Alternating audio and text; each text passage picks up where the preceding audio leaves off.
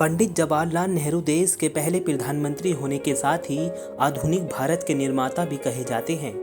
देश की आज़ादी से लेकर आज़ाद भारत को समृद्ध बनाने तक पंडित नेहरू का अहम योगदान रहा है। आज़ादी से पहले पंडित नेहरू ने स्वतंत्रता संग्राम में अहम भूमिका निभाई थी। आज़ादी की लड़ाई के चलते उन्हें 9 बार जेल भी जाना पड़ा था। वहीं भारत के आज़ाद होने के बाद पंडित नेहरू ने शिक्षा, सामाजिक सुधार, आर्थिक क्षेत्र, राष्ट्रीय सुरक्षा और औद्योगिकरण सहित कार्य क्षेत्रों में लगन से कार्य किया था। पंडित जवाहरलाल नेहरू अपने विचारों और अपने उल्लेखनीय कार्यों की वजह से ही महान बने। आज़ादी के बाद नेहरू ने देश की तस्वीर बदलने के लिए कई कड़े फैसले लिए। उस दौरान उनके फैसलों की निंदा भी की गई और मजाक भी बनाया गया।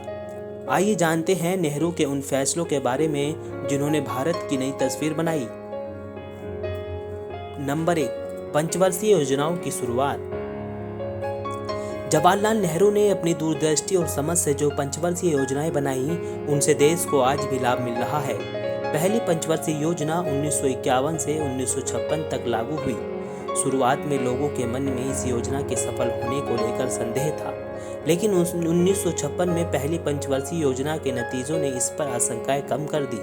इस योजना के दौरान विकास दर 3.6% दर्ज की गई। नंबर 2, मजबूत लोकतंत्र में नेहरू की आस्था। 1952 में देश में पहली बार आम चुनाव हुए थे। नेहरू लोकतंत्र में आस्था रखते थे। आम चुनाव 1957 और 1962 में लगातार जीत के बाद भी उन्होंने विपक्ष को पूरा सम्मान दिया। संसद में नेहरू विपक्षी नेताओं की बात ध्यान से सुनते थे। 1963 में अपनी पार्टी के सदस्यों के विरोध के बावजूद भी उन्होंने अपनी सरकार के खिलाफ विपक्ष की ओर से लाए गए अविश्वास प्रस्ताव पर चर्चा करना मंजूर किया। नंबर 3, द्वितीय विश्व युद्ध के बाद कैसा था भारत। द्वितीय विश्व युद्ध को खत्म हुए अभी महज 1 दशक ही बीता था। दुनिया पूरी तरह से 2 खेमों में बटी हुई थी। यह शीत युद्ध का दौर था। एक खेमे में सोवियत संघ और चीन जैसे कम्युनिटी देश थे, तो दूसरी तरफ अमेरिका के साथ यूरोपीय देश थे। भारत अभी नया नया ही आज़ाद हुआ था। दुनिया के बदले समीकरणों के बीच भारत अपनी ज़रूरतों के लिए अमेरिका और रूस जैसे बड़े देशों पर निर्भर था। अमेरिका की तरफ से भारत और खाद्य सहायता और कृषि क्षेत्र में मदद मिल रही थी। इस समय भारत अपने यहाँ औद्योगिकरण की नींव रख देश को आर्थिक रूप से मजबूत करना चाहता था।